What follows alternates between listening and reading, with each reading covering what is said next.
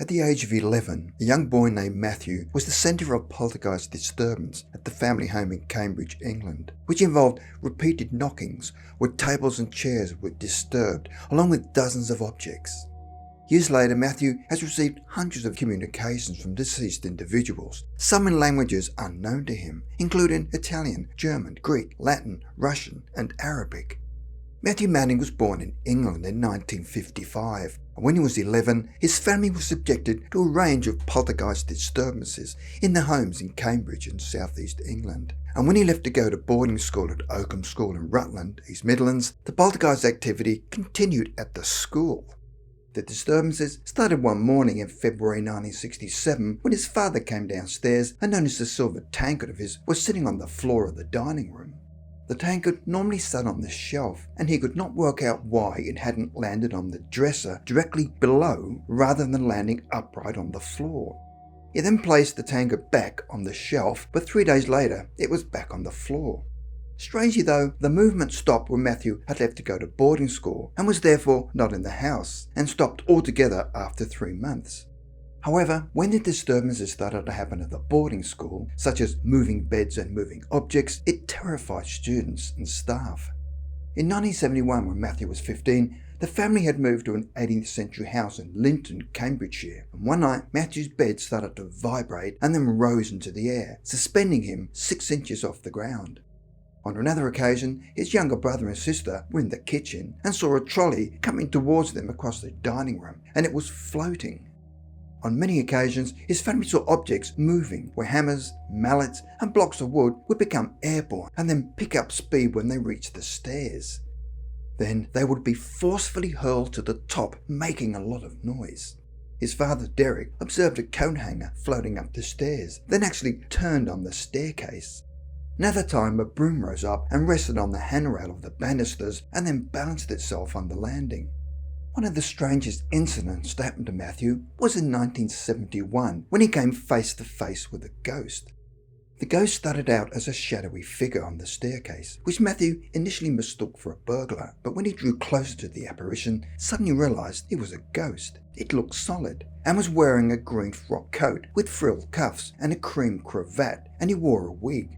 His appearance looked as if he was from the early 18th century, and he walked with the aid of 2 sticks. Matthew was even more shocked when he attempted to communicate with the ghost and was surprised when it responded. Matthew figured he must be about 300 years old. The ghost then apologised for scaring Matthew and then complained of his troublesome legs. A short time later, the ghost then turned and walked up the stairs and suddenly vanished. Along with the poltergeist activities that no doubt emanated from Matthew, he later found that he also possessed the power of automatic writing, where the writing is produced by a spirit rather than by the conscious intention of the writer. Matthew later learned that the ghost's name was Robert Webb, who was born in the house in 1678 and died in 1733. In July 1971, Webb started writing on the walls of Matthew's bedroom, and in a 6-day period had penciled 500 names and dates. The handwriting varied, and were the names of Webb, his family and other families who had lived in the area. The ghost would often play mischievous games with the family, where he would place strange antique objects on the stairs. Some of the family's possessions would go missing, but would later reappear on the stairs. The blankets on his parents' bed would be thrown back, and after making the bed, some other would see dents in the pillow as if someone had been resting their head. The family would hear the sound of footsteps in empty rooms and the ringing of a handbell in the hallway, but there was no such bell in the house. There would also be strange odours, such as pipe tobacco, but nobody in the house smoked. There was also the aroma of old musty books and occasionally offensive smells such as rotting fish. On another occasion, they found an old candle in the cloakroom floor. Matthew asked Webb whether he was responsible for the strange events, and he admitted that he was responsible and added that it was his house and he could do whatever he wanted. One day Matthew was in his parents' bedroom and again came face to face with the ghost of Robert Webb. Because his ghost looked so solid, he approached him in an attempt to shake hands, but found that his outstretched hand went straight through the hand of the ghost. Another time Matthew tried to give the ghost the gift of a doll's wooden clog that had belonged to his sister. As he held it out as a gesture of friendship, he suddenly felt an eerie feeling of timelessness. The ghost then quickly grabbed the clog and placed it into the large pocket of his coat, where the ghost of Robert Webb slowly faded away to grey and then vanished along with the gift.